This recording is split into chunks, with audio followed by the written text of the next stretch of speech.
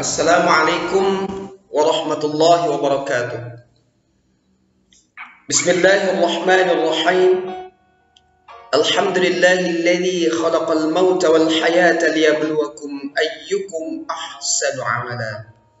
Asyhadu an la ilaha illallah wa asyhadu anna Muhammadar Rasulullah. Allahumma shalli wa sallim ala sayyidina Muhammad wa alihi wa ashabihi. Ananda sekalian, siswa-siswi kelas 11 yang Bapak cintai, kali ini kita akan membahas bab 4 Ananda tentang pengurusan jenazah. Harapan Bapak kiranya Ananda memperhatikan materi ini Ananda sekalian dengan seksama dan tonton video ini dari awal sampai akhir. Mudah-mudahan kalian mendapat ilmu dan kelak jika ada anggota keluargamu yang meninggal, Ananda bisa ikut menyelenggarakannya. Mudah-mudahan ya. Apalagi kalau yang meninggal itu orang tuamu sendiri. Maka alangkah bagusnya kalau kalian yang menyelenggarakannya. Baik, Ananda sekalian, kita lanjutkan materi kita ini ya.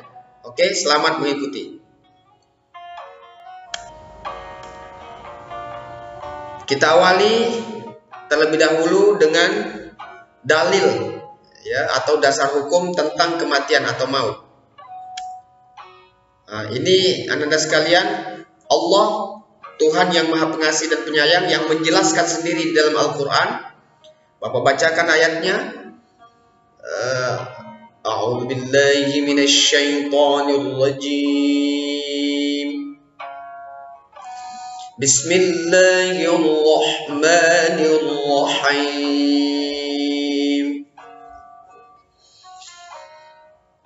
Kullu nafsin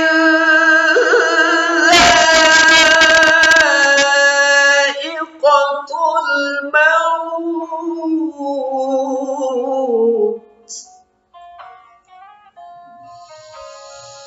wa innama tuwaffawna ujurakum yawmal qiyamati faman zuhziha 'anil nari wa udkhilal jannata faqad faz.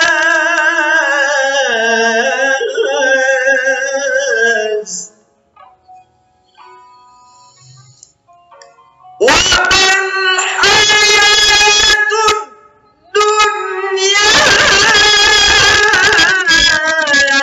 illa mata'ul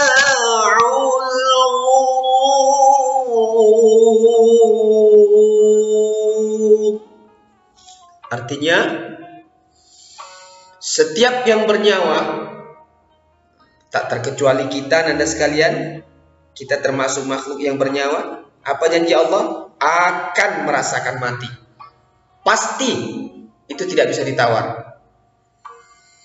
Dan hanya pada hari kiamat sajalah diberikan dengan sempurna balasanmu.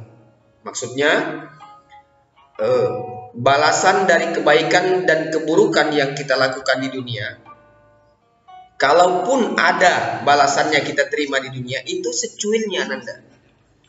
Nanti akan dibayar kontan, dibayar dengan sempurna nanti oleh Allah di akhirat.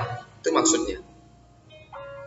Barang siapa yang dijauhkan dari neraka dan dimasukkan ke dalam surga, sungguh dia memperoleh kemenangan atau keberuntungan yang besar, maksudnya Nanda.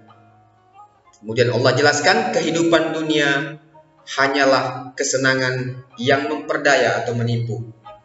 Jadi Ananda, janganlah kita menjadi orang yang terlalu sibuk hanya untuk urusan dunia semata, tetapi melupakan bekal untuk kehidupan di akhirat kelak. Nah, ini jangan sampai terjadi pada kita. Kemudian masih tentang dasar tentang kematian, Allah juga menjelaskan di dalam surah Al-Jumu'ah ayat 8. Kalau tadi surah Ali Imran ayat 185, sebagaimana firman-Nya Bapak bacakan kembali. أعوذ بالله من الشيطان الرجيم بسم الله الرحمن الرحيم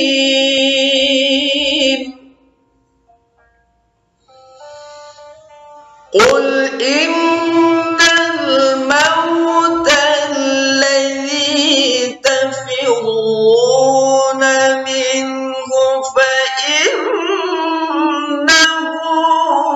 ملاقيكم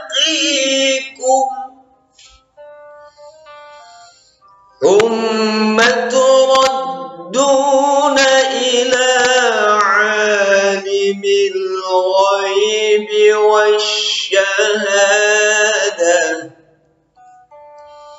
فينبئكم بما كنتم تعملون.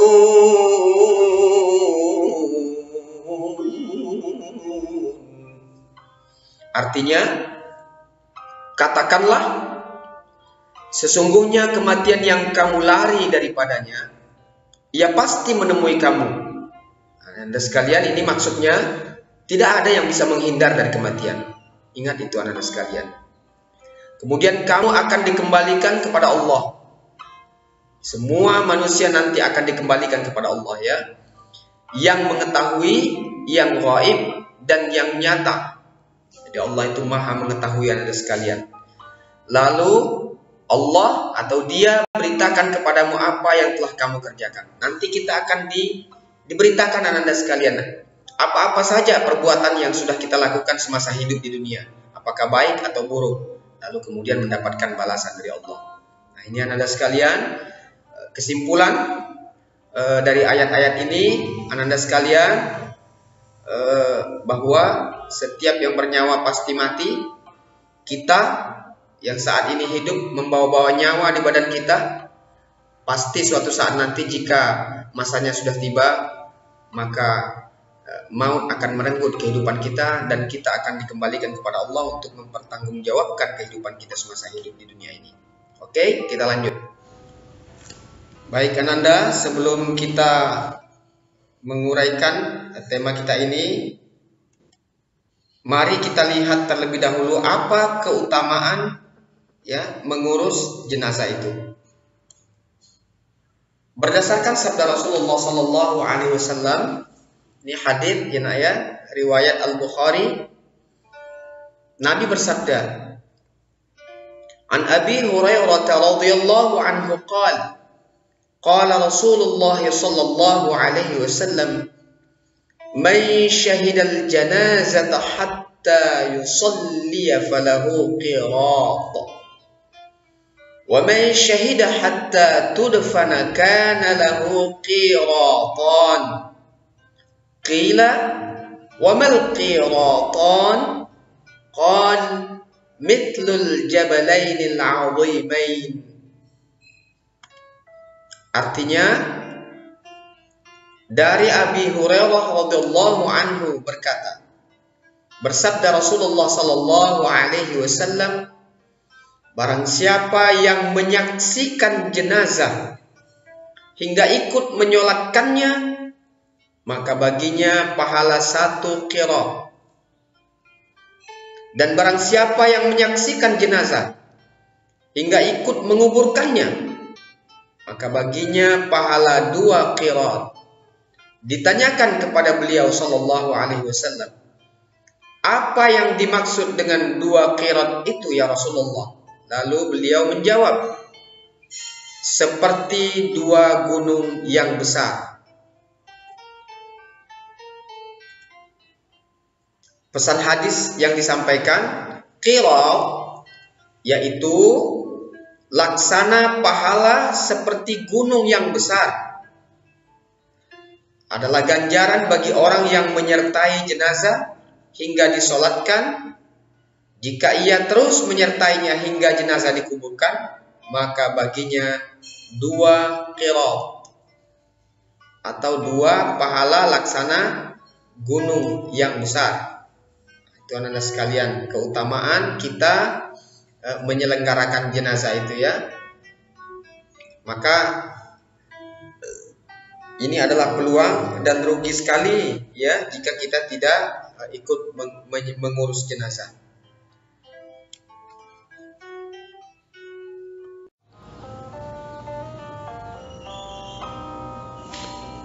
Oke. Sekarang kita coba untuk menguraikan hal ini.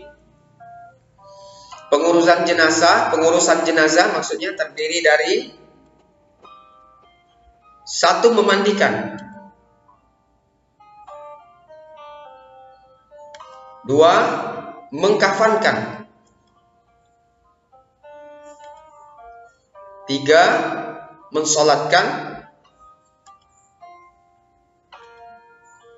dan 4. Menguburkan. Nah, inilah 4 poin yang menjadi kewajiban ya seorang muslim atau muslimah terhadap saudaranya sesama muslim yang meninggal dunia.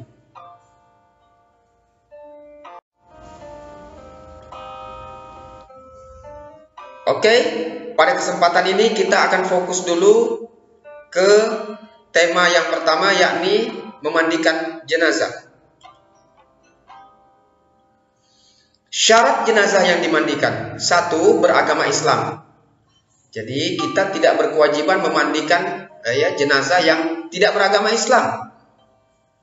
Lalu siapa yang ngurusnya? Serahkan dia kepada orang-orang yang seagama dengannya. Kemudian yang kedua, didapati tubuhnya walaupun hanya sebagian. Hal ini terjadi pada jenazah yang biasanya mengalami kecelakaan. Jika ada lukanya, bersihkan terlebih dahulu jika memungkinkan.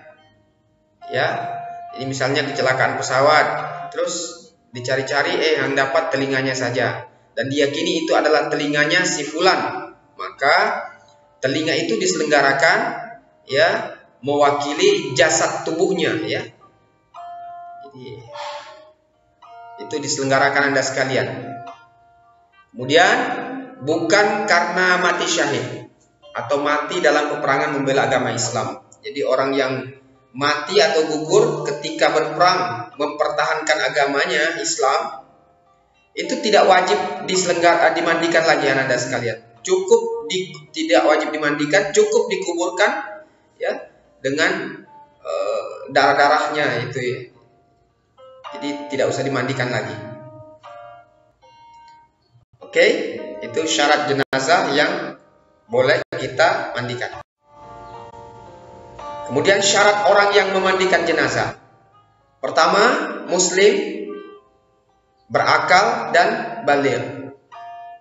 Jadi orang yang tidak Islam, orang gila dan belum sampai umur itu tidak boleh memandikan jenazah ya.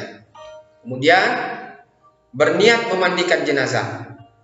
Anda sekalian, nanti lafaz niatnya ada di slide berikutnya. Silahkan nanti Anda perhatikan dan simak. Kemudian kepribadiannya jujur dan saleh. Jadi orang yang penipu, orang pendosa itu tidak bisa ikut memandikan jenazah. Kemudian terpercaya, ya bisa dipercaya Anda sekalian, dapat menjaga rahasia. Kemudian amanah, ya. Dan mengetahui hukum memandikan mayat serta dapat menjaga aib jenazah. Jadi dicari orang yang kira-kira tidak suka ngerumpi. Jangan sampai jenazah itu punya aib diceritakan, disebar-sebar kemana-mana ya. Nah, ini tidak boleh. Kemudian jenis kelamin sama. Jenazah laki-laki dimandikan oleh laki-laki. Jika jenazahnya perempuan dimandikan oleh perempuan. Terkecuali suami istri atau mahramnya, itu boleh. Misalnya meninggal ayahnya, kemudian anak perempuannya ikut memandikan, boleh. Atau ibunya, kemudian anak laki-lakinya ikut memandikan, boleh. Oke, kita lanjutkan. Nah, ini lafaz niat memandikan jenazah Anda sekalian. 1. Niat memandikan mayit atau jenazah laki-laki. Jadi sebelum kita memandikan, kita pasang niat dulu. Nah, ini lafaz niatnya jika mayatnya laki-laki. A'udzubillahi minasyaitonirrajim. Nawaitul ghusla adaan an hadzal mayyit lillahi ta'ala. Artinya, saya niat memandikan untuk memenuhi kewajiban dari mayit atau laki-laki ini karena Allah Ta'ala. Kemudian niat memandikan mayit atau jenazah wanita. A'udzubillahi minasyaitonirrajim. Nawaitul ghusla adaan an hadhil mayyitati lillahi ta'ala.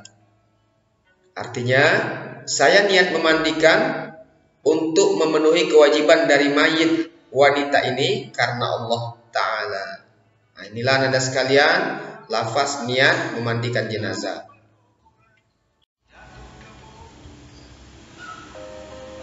Kemudian berikut adalah lafaz niat mewudukkan jenazah. Anda sekalian ketika memandikan setelah selesai itu jenazah diwudukkan.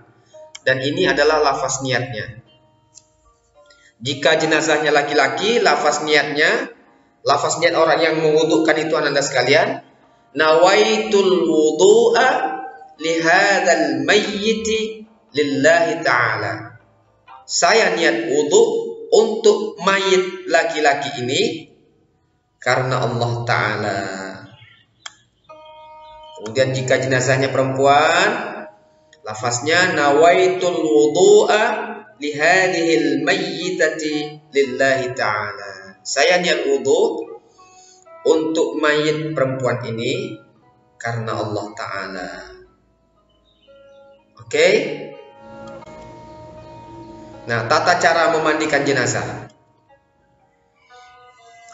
Bapak bacakan. Pertama, meletakkan jenazah dengan posisi kepala agak tinggi. Biasanya ada dipannya Anda sekalian. Nah, ketika jenazah ditaruh di dipan itu kepalanya ditinggikan. Ya. Lebih tinggi dari posisi tubuhnya yang lain. Kemudian yang kedua, orang yang memandikan jenazah hendaknya memakai sarung tangan. Yang ketiga, ambil kain penutup dari jenazah dan ganti dengan kain basahan agar auratnya tidak terlihat. Jadi jenazah itu ditutup dengan kain basahan, tidak boleh ditelanjangin maksudnya ya nak ya, tidak boleh. Jadi tetap kita jaga auratnya. Kemudian yang keempat, setelah itu bersihkan dengan menggosok lembut giginya, lubang hidung dibersihkan, biasanya pakai cotton bud Ananda. Kemudian lubang telinga dibersihkan, kemudian celah ketiaknya, celah jari tangan dan kaki serta rambutnya digosok ya. Di bawah kain basahan itu Ananda sekalian. Jadi kain basahannya tidak dibuka. Ya, jadi tangan kita itu di bawah kain basahan, apalagi mencuci di tempat yang sangat sensitif ya. Maksud saya kemaluan. Kemudian yang kelima, bersihkan kotoran jenazah baik yang keluar dari depan maupun dari belakang terlebih dahulu. Caranya tekan perutnya perlahan-lahan supaya kotoran yang ada di dalamnya keluar. Ini maksudnya nak, mohon maaf, kotoran yang keluar